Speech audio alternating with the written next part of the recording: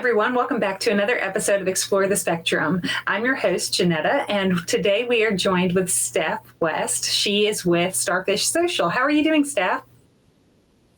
I am awesome. How are you? So well, and so much better for seeing you today.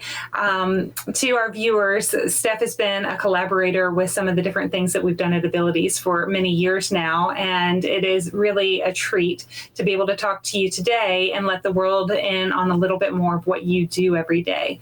I feel like you're a visionary when it comes to social therapy for so many of our kids. So thank you most sincerely for being with us today. Yeah, absolutely. Thank you very much for having me. So the first question that I usually ask, and in this case, I'm interested to hear it even more so from you. What brought you into wanting to help kids with special needs? It actually was pretty much by default. I think most people who go into this field do so because they have a personal connection. And I really didn't. It started as a job I had in college, and I realized I was really good at helping kids and adults, especially when they were having a lot of social behavioral challenges. And so I just decided to pursue that. I became a special education teacher. I've been a school administrator, and now I run my own program focused specifically on helping kids who have social and behavioral challenges.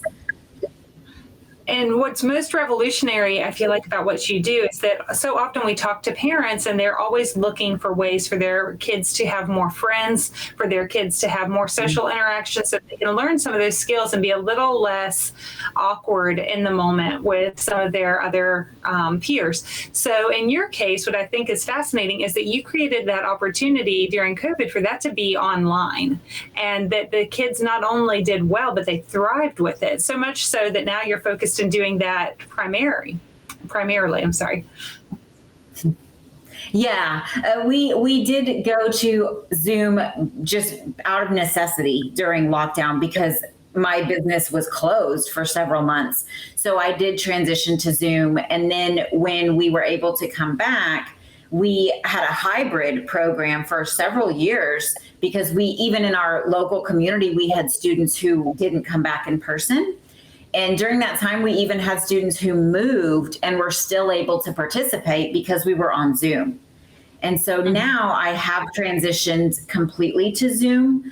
I think a lot of people think that it's, that I do social. I teach kids how to make friends. And I think there's definitely a preconceived notion that it cannot be as effective over Zoom. But it's not about kids being in an environment with other kids. If that were the case, all of our kids would have gained these skills when they first went to school, when they were 5 years old. If it was just about being in a physical environment with other kids. And so because my program is based on the concepts that I teach my students, it is just as effective over Zoom as it is in person. And being on Zoom means I can support students anywhere where their time zone lines up with mine. And so it allows access to kiddos who are anywhere. I have students in 3 different time zones right now that are participating via Zoom. I think that it's a great thing to be able to do that and to, help inform some of our viewers a little bit. The concepts that you teach help open the minds of the parent as well, because we're with our children every day. And if we can understand, this is something I've done for my kid for the last 15 years because it's become routine and habit for me, but really and truly I'm hindering them, then you start to have your eyes opened and you say, okay, now I need to get behind some more of these concepts. So help everybody understand how, if you're not just trying to help them make friends, what are you trying to help them do? I actually don't love the term social skills as it applies to me because I don't believe that's what I teach. I focus on social awareness. And the difference is that skills are isolated concepts, and often students who have learned social skills come across as robotic and inflexible. I focus on social awareness, helping my students understand the social world a little bit better. I also have ADHD. I just got diagnosed a couple years ago.